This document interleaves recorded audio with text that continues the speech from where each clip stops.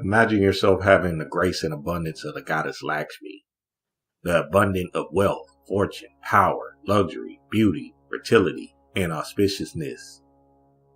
Envision her golden aura surrounding you, filling your life with boundless prosperity and joy. With her four hands, she offers you not only material wealth, but also the spiritual richness that leads to ultimate fulfillment. As the lotus in her hand blooms, so does your ability to rise above the challenges, staying pure and resilient amidst adversities. Let her presence remind you that true wealth comes from within, embracing her blessings and enlivening her spirit to guide you towards a life of abundance, harmony, and peace. Mental alchemy. Mental alchemy. Mental alchemy.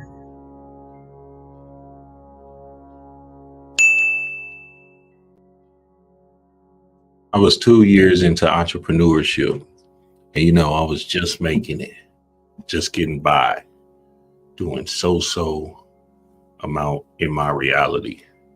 Financially, I was just getting my mortgage paid, getting my bills paid, and just a little bit more. That same year, I met Philip Cooper and, ran onto him online. And the guy ended up, allowing me to sell his books. So, oh, happy day did I feel when I was selling his books.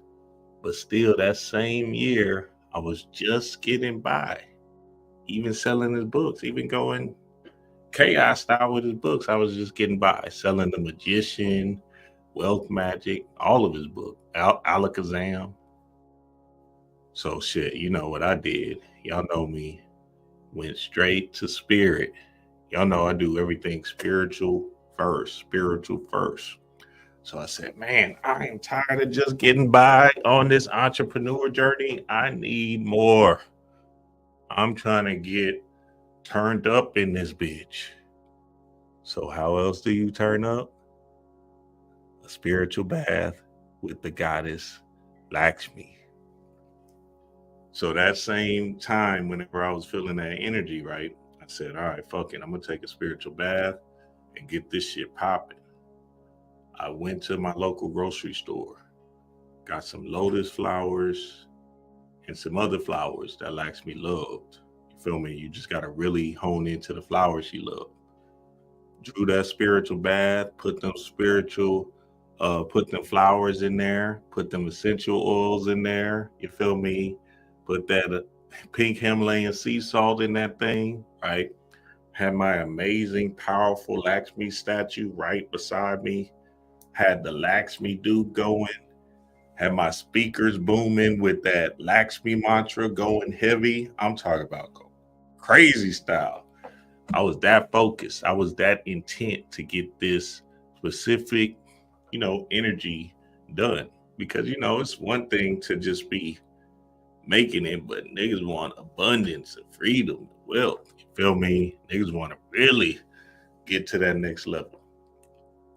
So I got in that bath and oh boy, it went out. Me and Lakshmi got it on. I'm talking about bedroom boom style. I'm talking about spiritual ass slapping ass out it. And y'all know my Lakshmi is D Ray. So obviously I was visualizing D Ray as Lakshmi, right? And turning up in that spiritual bath. You feel me? D Ray was I think she was in the living room or something. So nigga, long story short, I'm talking about chaos style. You feel me? Just focus, intensity, real heavy visualization. That's how powerful it was. I got out that bath and carried about my day. That same night I had a dream. I had a dream of my Sunday service participants in a conference. And I was like, what the fuck? And the dream was so vivid and strong. I was like, what the hell is the okay? Oh, okay. You want me to do that, spirit? Bet. You feel me? So I woke up that rising and said, hey, spirit, you don't gotta tell me nothing but once, baby. I'm on it. You feel me? Start hitting boys up. Hey, what's up? Da da da. Da. I'm thinking about this conference, Sunday Service Live. Sunday Service Live. You feel me? That's what I was calling it at the time. And everybody was with it. Everybody that I hit up was kind of with it. They was down and stuff like that. But the timing and the date and the energy was just different. You feel me? So it kind of got put on the back burner. 6 months later went by. A whole 6 months went by.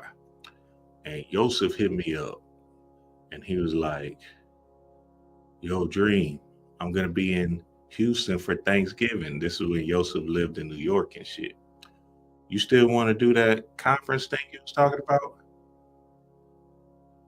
I'm on the phone with him. I said, see, Yosef, and I'm gonna tell y'all the truth. Yosef was probably thinking it was like, some kind of small get together and shit.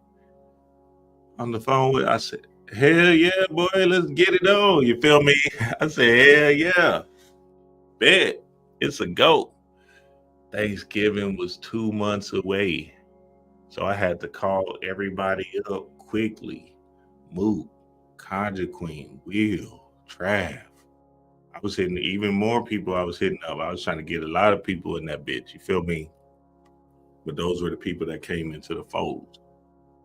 Long story short, made it happen. You feel me? In 2 months. Long story short, that November, I made $76,000 and never looked back since. What's up, family? What's the deal, baby? Yes, sir. Let's get it on. Let's get it on. Victorious visualization technique. Hey, look, I'm gonna just tell y'all how to do it. I'm gonna tell y'all how to get down with the get down because this is going to shift your life. This is gonna move some energy into you if you really hone into what's happening in this thing, right? I'm gonna break it all the way down so there's no confusion. Y'all can't say, hey, Dream, what about this? What about that? No, I'm about to give it to you. Hey, I was going to say something real R-rated, but pause. Chaos in the blood. So let's get to it. So yeah, Lakshmi is the guy that you want to fuck with, but just invoking other deities and tapping into other deity streams is, potential to move some energy into you or to move your situation into a whole new reality. And that's what we're talking about, getting into the freedom zone, getting into places where we can actually do for self and not have to worry about a boss or somebody coming down on our back. You feel me? We want to get into the space of just enjoying our time down here on this earth realm. And shit, essentially, you got to put in the work first. You got to put in the spiritual work, and that's what I'm about to show y'all right here. So, but first, we got to make sure we understand the concept and how this thing works, family. This is all one, as above, so below, as within, so without. This is all one concept. The physical plane, the mental plane, and the spiritual plane, right? So when we're tapping into these planes of existences or these dimensions, we're in one alignment with the energy. So you just got to understand that to the core and understand how it's communicating to you, which I'm about to show y'all right now. So this is an important concept because I know people get tripped up on this a lot, but we're gonna break it down right here. So you want to think about the physical plane as the bottom of your home, right? This is where your earth is dwelling, and you making plays down here, and you having your particular adventure. This is what's happening to you now, family. You're on the bottom stages, which is the third dimension, and whatever you've been putting up into the spiritual realms essentially comes down to this third dimension, and you're carrying out that mission right now. And regardless of how you want to feel about it, I didn't choose this shit. You feel me? People always do that. Regardless of how you want to feel about it, you chose it based off of somebody programming you in a specific manner. Now that you know that you've been programmed and being led astray, ran amok, it's up to you to actually do the deprogramming and get into the fold of inputting certain information that's going to change your reality. And I'm gonna read this book too, Gods of Love and Ecstasy, for y'all, so y'all can really get down with the folding this thing. Hey, y'all know what to do with that like button, baby. Let's get it on. So Earth play in time, right? This is the Earth. I don't know how this thing just messed up like that. You see now, y'all? See? Hey, that's crazy, boy. Earth is the bottom floor, right? That's your first floor. Imagination and logical thinking is the mental plane, right? This is when you have the masculine and feminine energies on both sides and you're connecting the two hemispheres so you can actually run specific plays based off of your vision, based off of what you're seeing. So we automatically do it based off of, our programming. Oh, I got to go to this donut shop today. Oh, I'm gonna drive this route to work, right? I'm gonna I'm gonna call this person at this time. You feel me? Oh, I got to do this assignment at this work. Somebody's inputting that information into you, and you're just receiving it and visualizing how you're gonna carry out the assignment. So now it's up to you to say, you know what? I want a different adventure. You know what? I want to run amok on something else. And that's just if you want to. Some of y'all might just be content with where you're at. You feel me? Some of y'all just might just want daily spiritual practices that actually shifts you out of the matrix. You feel me? Because you got one foot in, one foot out. You damn near double dutching in this bitch. Say, dog, hey, some of y'all be in the matrix engulfed and you be forgetting you a spiritual being. You got to wake up out of this. Oh, shit. You be damn near about to jump in and double dutch for real, boy. Say, hey. So I'm gonna teach y'all some ways to tap into spirit all the time, especially at work, because I know that was a hard thing for me. One of the aspects I used to do was hold my crystal, what I'm saying, in my pocket. You feel me? Hold my crystal in my pocket. And I used to intentionally look for my symbol. Intentionally, like, I was like, fuck it. I was a PE teacher or whatever. I was like, shit, I can see these kids, but I'm intentionally looking to see if my symbol's gonna come up. And sure enough, it did. A kid will hand me a goddamn dinosaur or whatever. You feel me? Or somebody would have something on the board that I'll walk by and I'll be like, oh, thank you, spirit. Right. And that's basically the spiritual plane. That's the ancestors, entities, and angels, right? That's that top level. So when we look at it again, right, when we're talking about the physical plane, the mental plane, and the spiritual plane, it's just your house. It's your house, right? And understanding the three dimensions, you can even say the third dimension, fourth dimension, and the fifth dimension. And the fifth dimension is just light beings or your higher self or light. But remember, light is just information. So information is how you move on a daily. Information is what the world is driven on. Light is what the world is driven on, right? That electron in your body is just a light show expressing yourself and is carrying out assignments that you are, wanting to carry out based off of your programming. So it's just up to you to be the hero, you feel me? And change the programming, eradicate that mainframe so you can start moving in a certain adventure. So the planes of existences are important, family, because when your ancestors are speaking to you, that's a fifth dimensional energy that's coming and saying, look, nigga, this is the play you need to make. Or your higher self or your angels or, your spirit guides, right? When these entities or energies or the gods and goddesses like Lakshmi is coming to you and making these specific plays, you don't have to carry it out. I don't want to say that. But it would behoove you to carry that bitch out and carry it out with strength, with confidence. I'm going to tell y'all a story. Look at this shit. So this god or this dude back in ancient time, his name was Ravi. And Ravi was a potter. And in him being a potter, he was, making his pots and stuff like that for the local town that he was in. But he wasn't selling them hoes. Them hoes was just Go on by the wayside, go on by the wayside. You feel me? Nobody was buying it, nobody was paying him no mind. But he loved the art of pottery and stuff like that. So one day, Ravi was walking down the street. He walking down the street and he see this lady. It's like an old lady that was looked at poor, and she had on tattered clothes, and she was just kind of slumped over. And Ravi was looking, and he said he had compassion, and his heart was, full of gold already. So he said, "The money that I have, I'm gonna give to this old lady, this poor old lady." Essentially, he gave the money to the lady, and voila, revealing, Lakshmi revealed herself. She's like, "Oh," and Ravi was like, "Oh, okay, well, da da da." And Lakshmi came to him and said, "Hey, look, since you have a heart of gold, I'm gonna give you whatever you want to see come into the fold, right?" And he was like, "Yeah, I just want my shop to run. I just want to be, free and just have finances and pay my bills." So Lakshmi gave him this gold pot. So he gave him this gold pot, and Ravi looking like, "The fuck am I supposed to do with this bitch?" You feel me?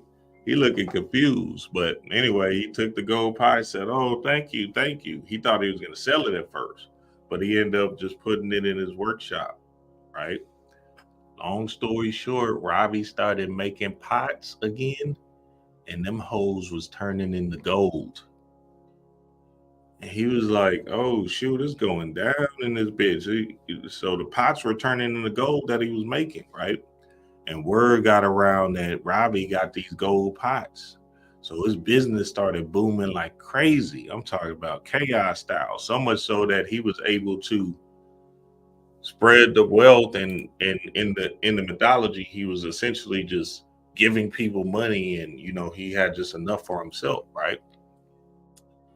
So then after all of that, he just said, "Wow, I found this sense of freedom." And that was the key to that, right?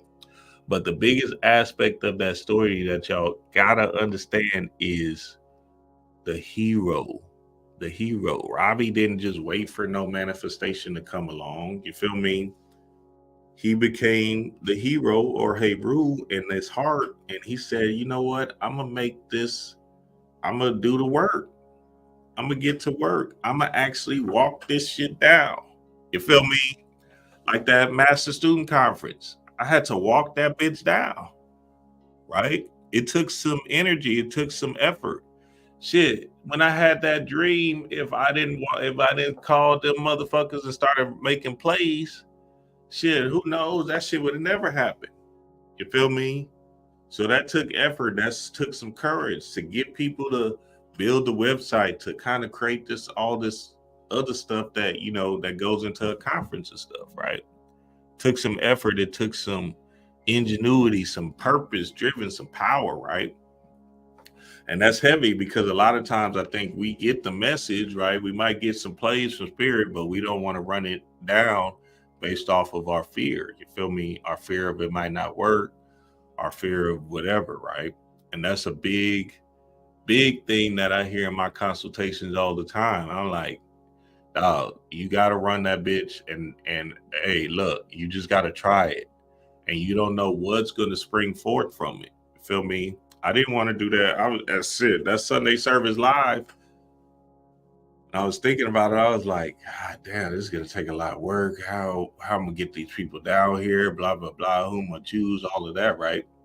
But I still just ran it down, feeling uncomfortable. All the little moves I had to make the play happen, right? Ran that bitch down, and voila. 76,000 in that month. And then I don't even know how much I made off that conference now. The tape is still selling. You feel me? So now just think about the amount. If I never did that shit, think about the amount of nothing I would probably be. Well, something would happen because, I'm a hero myself. Now, I want to read this real quick. This book is Gods of Love and Ecstasy. Gods of Love and Ecstasy. Basically, Shiva and Dionysus, Hindu and the Greek god Shiva and Dionysus. But an important concept about this is the heroism, right? And that key into Shivatism is when fellas are holding their seed is just being a hero in your own story and living in that bitch and not squandering it because you rather be docile. You're in a story. I hope y'all can hear what I'm saying. You're in a story. And in this story, you got to carry out a certain mission based off of your internal dialogue with self. If you're not carrying out this internal mission, then you will come back to this bitch.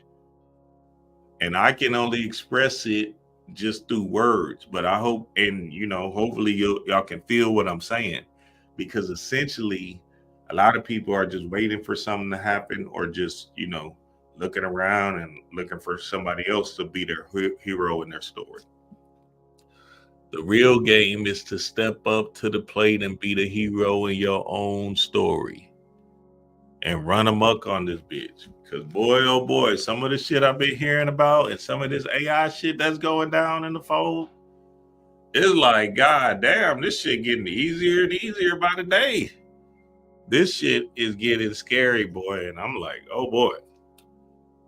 Heroes and demigods. Heroes and demigods. In Shiva Tantriism, hero is a name given to initiates who, through practicing yoga, have acquired the strengths to dominate both the physical world and the subtle world of spirit. Again, the hero is the yoga practitioner, right? Yoga is just you carrying out certain spiritual work, right? You doing certain spiritual things to move your energy, that have acquired the strength to dominate both the physical world, i.e. the third dimension, and the subtle worlds of spirit, i.e. your etheric energy and also your astral energy as well. You feel me? So now all of a sudden, if you can dominate some of these urges that come up in your day-to-day being, and you want to probably release based off of you eating food or you ejaculating or whatever, right? But you hold and withstand based off of you got a bigger fish to fry, then that's the key to you being the hero in your story. You feel me? Just like Robbie, he didn't sit around and wait. A nigga said, oh, okay, I got this gold pot. Fuck it, let me just keep on making pots and see what happens with this thing, right? And remember, gold just means God. Gold just means God. So that's the key concept in that story as well, right? The pots turning into gold is just that he's living in his God purpose driven.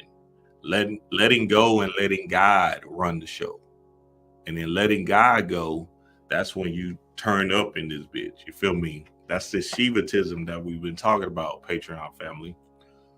It says, thus they are able to vanquish the gods and to conquer heaven. Thus they are able to vanquish the gods and to conquer heaven. These are the men who have become demigods. In Aryanized Shivanism, both Hindu and Arcadian, a divine origin is often attributed to heroes or supermen who accomplish wonderful deeds and are finally received amongst the gods. After their death, they become the object of a cult. Krishna and Rama are considered partial incarnations of avatars, or Vishnu, the god whose function is to protect the world. Indeed, the Greek word hero means protector. Protector. Hey, so are you protecting yourself from the trials and tribulations of you staying the same based off of your programming? You gotta run amok on yourself first. Islam, I, self, Lord, and Master. So the people that talk about, fuck the physical world and all this other shit, that shit is an illusion, nigga. You came down here to do something great. You came down here to have a purpose-driven adventure. And the more you accept that faith, the more you get into your bag on this bitch and then start running havoc on this hoe. Bobby Hammond did it. All them damn lectures. Y'all heard my last lecture. All them damn lectures Bobby did. 8 hours. That's heroic shit. Look at Panic. 8 hours sitting up. That's some heroic shit right there. You feel me? That's something that you got to train your being to be in, right? You can't just sit up and just talk about spirituality.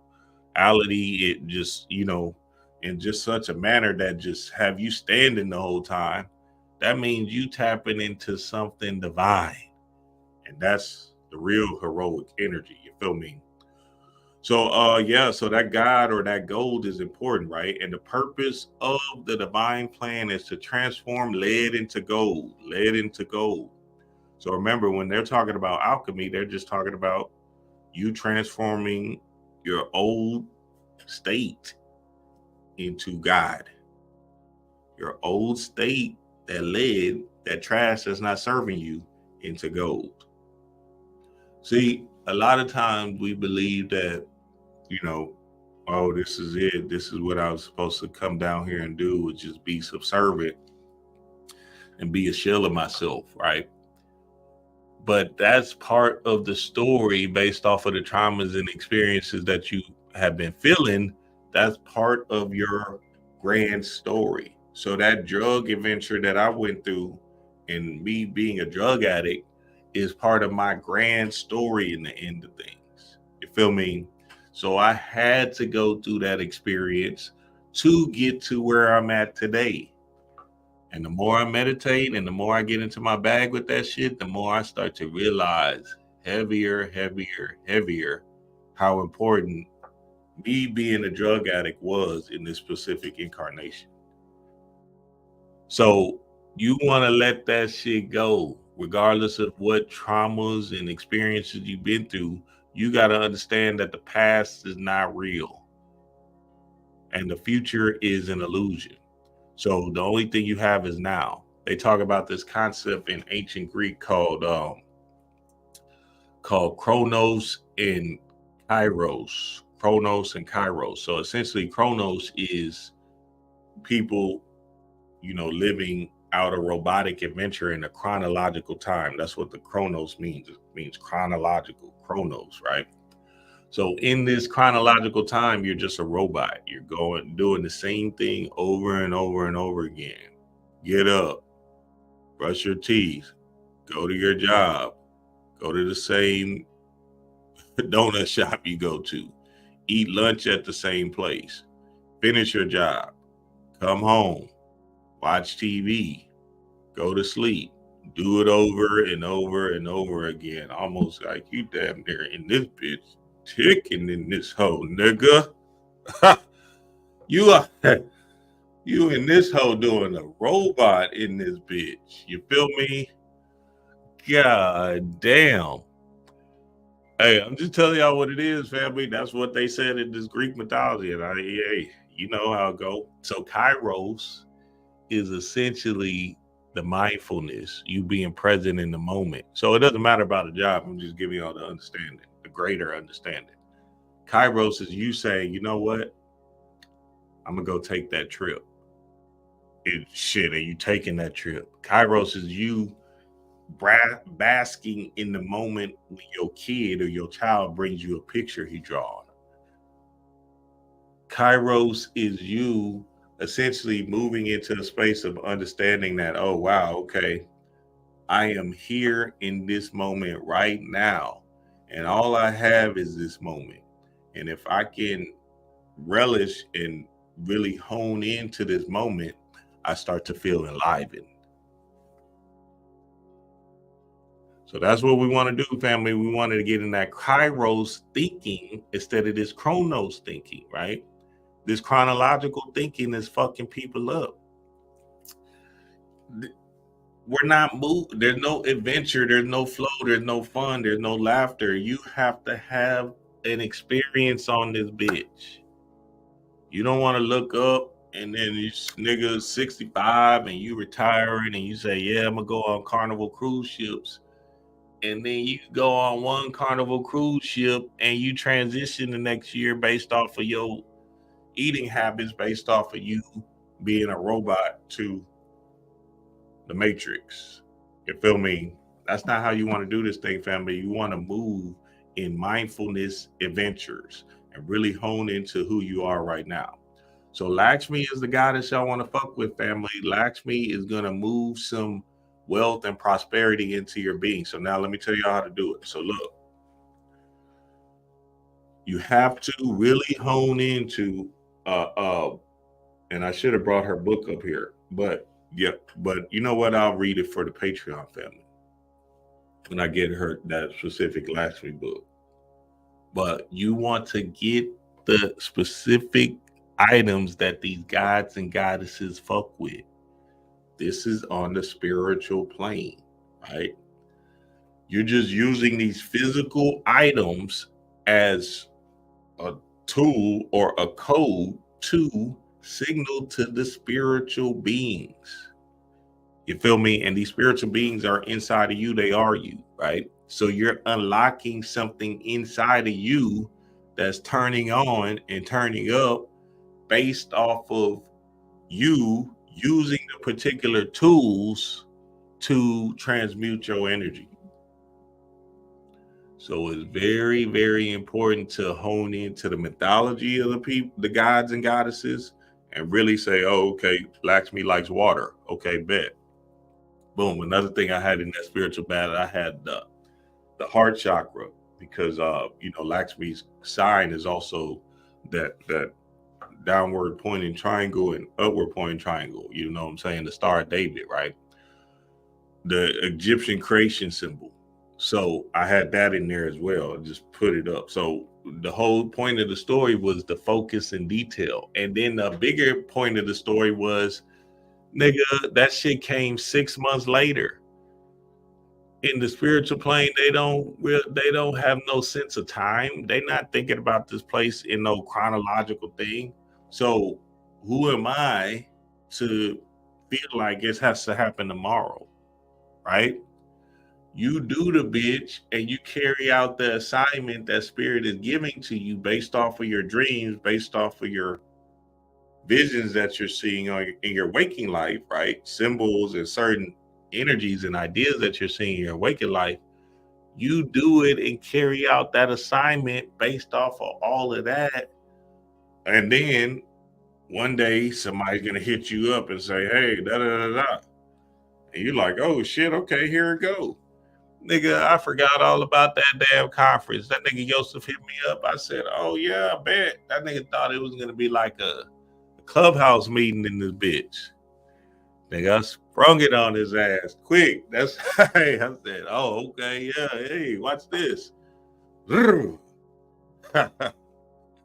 Chaos in the blood, baby. And all because I took that spiritual bath, had that dream that same night, the same night I had that dream. Because spirit just communicates to you quickly. I'm telling you, you got to recognize what spirit is saying. Mine was just clear as day. The spirit will communicate to you real quick because they like, hey, you feel me? And me being heroic in my adventure, I said, fuck it, I'm gonna run the play. I know what it is, family. Peace to the gods.